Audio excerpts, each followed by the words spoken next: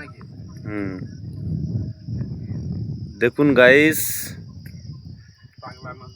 হ্যাঁ সেই মাতলা নদী, মাতাল হওয়ার জায়গা। জানি না কি ভাগ্যে চলে এসেছি এখানে। সেই মাতাল নদী দেখো, একটা পয়েন্ট এই চলে যাচ্ছে, আর সেই একটা পয়েন্ট ওই চলে যাচ্ছে, আর আগে একটা পয়েন্ট, তিনটা পয়েন্ট। আর সামনে সেই ভাইরাল ব্রিজ, মৌখালি ক্যানিং যে ভাইরাল ব্রিজ। আর এই সামনে দেখো বহুত বড় একটা জঙ্গল, এখানে আবার হিংস্র প্রাণীও আছে।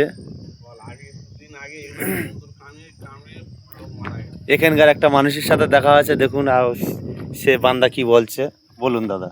হ্যাঁ, ওইটা খুব খাতারনাক জায়গা। এটা হচ্ছে কি, এই গত 2-3 দিন আগে একজন মারা গেছে সাপে কামড়ে। এখানে ঘুরতে এসেছিল মেটা ধারে।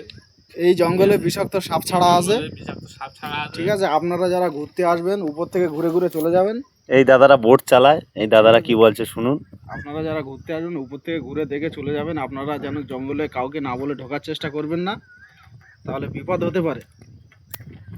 এনি টাইম যখন তখন বিপদ হওয়ার সম্ভাবনা আছে, ওই জন্য বলে দিল যে ভাইগুলো ট্রলার চালায়, মাছের ট্রলার, বড় বড় ট্রলার ওদিকে আছে, বড় ট্রলার, এগুলোই মাছ রাখা হয়। দেখুন সব মাছের বড় বড় বক্সগুলো, বরফ দিয়ে রাখা হয় মাছ সেগুলো। আর এই পাশে ভাইরাল ব্রিজ, সেই লাইটগুলো জ্বলছে, ওটা ভাইরাল ব্রিজ। আর এদিকটা ক্যানিং, এই যে জঙ্গলটার ওপারটা সেই টাওয়ার একটা দেখা যাচ্ছে, ওটা হলো ক্যানিং। এই টাওয়ার, ওটা ক্যানিং বলে স্টেশন।